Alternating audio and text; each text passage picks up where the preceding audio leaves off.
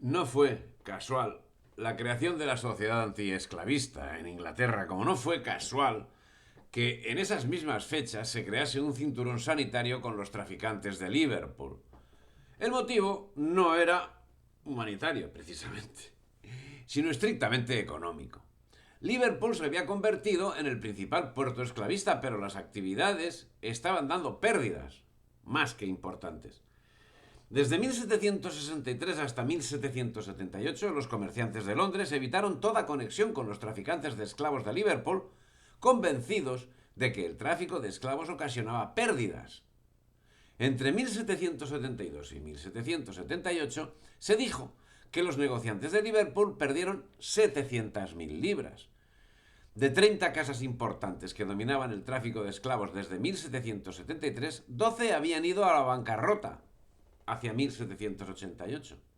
Y es que el desarrollo del comercio y de la industria habían hecho que el marco que desarrolló la explosión esclavista iniciada a mediados del siglo XVII fuese perdiendo fuerza un siglo después. El mercado, el centro de las actuaciones británicas, había llegado a un punto a finales del siglo XVIII en el que los precios se iban ajustando. Los proveedores de esclavos africanos exigían cada vez más y las posiciones militares en África no tenían capacidad de control y aumentar el precio del esclavo resultaba inasumible, motivo por el que las ganancias se habían visto reducidas a menos del 10% en un siglo, a pesar de las medidas aplicadas en los transportes que habían reducido la mortandad del 24 al 6%. En esa situación, la competidora principal de Inglaterra, la Compañía Holandesa de las Indias Occidentales, presentaba unos balances todavía peores. Declaraba en estos momentos unos beneficios que apenas llegaban al 3%. Todo señalaba que el momento para abogar por la abolición de la esclavitud estaba servido. Y a esa labor se volcó Inglaterra, utilizando para ello la que sin lugar a dudas era la principal armada del mundo en ese momento. Pero no quedaría resuelta la cuestión con esa medida, porque los males tradicionales de Inglaterra, cuales eran la miseria, la desigualdad social, el trabajo infantil y la explotación de su propio pueblo, comenzaron a desarrollarse al compás de la revolución industrial, como deja magistralmente manifiesto Charles Dickens. La inseguridad ciudadana, los crímenes de todo tipo, se adueñaron de aquellos lugares que no hacía mucho lucían orgullosos su riqueza conseguida a costa de sangre ajena. Y las medidas para cortar semejante situación fueron del corte ya tradicional en la política inglesa: sangre y deportación. En 1770 fue dictado el Código Sanguinario, en el que se marcaban 222 tipos de crimen, casi todos contra la propiedad, y que conllevaban la pena de muerte. Al tanto, ¿eh? Un robo con valor superior a 5 chelines estaba sancionado con la pena de muerte. Cortar un árbol conllevaba la pena de muerte. Cazar un conejo estaba condenado con la muerte y sin límite de edad.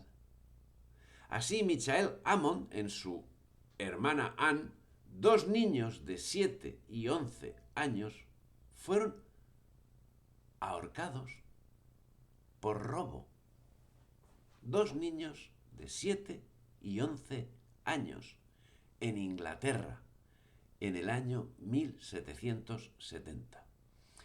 Y para librarse de la carga que representaban los esclavos negros, como medidas iniciales, en 1772 era abolida la esclavitud en el territorio de las Islas Británicas, primer paso para deportar a la población negra residente, que finalmente sería desembarcada en Sierra Leona cuando fue ocupada en 1787, lugar al que en principio estaban destinados los 150.000 súbditos ingleses que tenían alguna condena y que finalmente fueron trasladados en los buques negreros a Australia y a Nueva Zelanda. El mismo año fundaron la Sociedad Antiesclavista Británica. Hay que ser falso, ¿eh? En 1791 se produjo una rebelión en Haití que llevó a la liberación de los esclavos. El asentamiento en Australia fue ideado para resolver un problema interno, principalmente el relativo a los delitos contra la propiedad.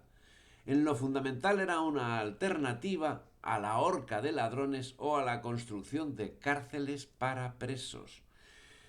Pero si inhumano fue el trato que dieron a su propia población, en concreto a la deportada a Australia, inhumanas fueron las consecuencias que padecieron los aborígenes de Australia y Nueva Zelanda.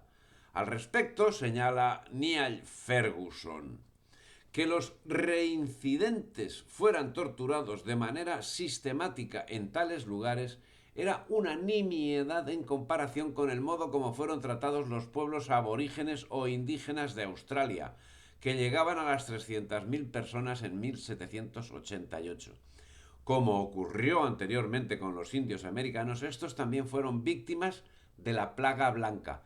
Eso no es que lo diga yo, que lo proclamo, es que lo dice Niall Ferguson. Está copiado de Niall Ferguson. Los naturales fueron extinguidos, fueron perseguidos hasta la extinción. En concreto, en Tasmania, los exterminaron en su totalidad. Y en Australia y Nueva Zelanda realizaban cacerías organizadas que finalmente fueron prohibidas al tanto. En 1945, cuando el proceso de Nuremberg. Y mientras tanto, en 1825 dictaron leyes por las que los súbditos ingleses que participasen en la trata serían condenados a muerte. Curiosamente nunca fueron aplicadas esas leyes, a pesar de que continuaron con la trata. Si te ha gustado el vídeo, dale me gusta, difunde y suscríbete al canal.